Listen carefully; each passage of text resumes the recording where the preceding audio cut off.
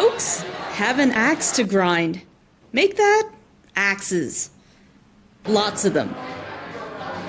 Battle stands for Backyard Axe Throwing League, and although we're not in the backyard anymore, that's where we started. So it's exactly that. We throw axes in a league, and we do it.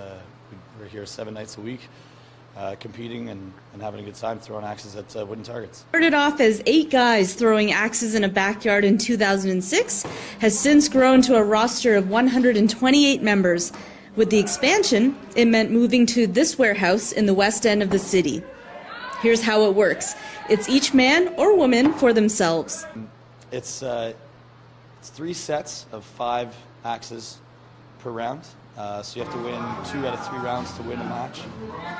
The bullseye is worth 5 points, the middle ring is worth 3 points, and the outer ring is worth 1 point. So we kind of just stole a format from archery there with the targets. And yeah, it's just a point system. You got to win 2 out of 3 rounds to win the match, and that's it. Aside from the manly cred, what's the appeal of throwing hatchets weighing 1.5 pounds?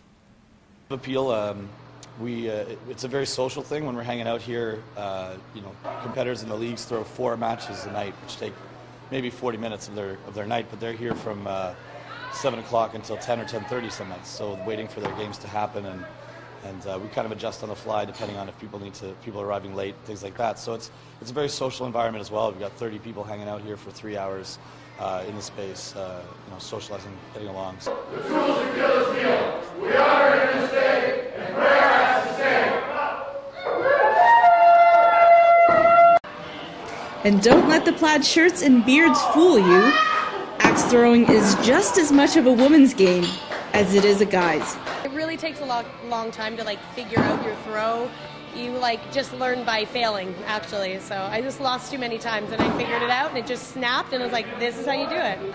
The season runs for 7 regulation weeks, and then during the 8th week, the top scorers battle head-to-head for the glory of being named champion. If you're skilled enough to get your name onto the wall of winners, well, there's some bragging rights to be had. The Toronto Sun, I'm Jenny Ewan.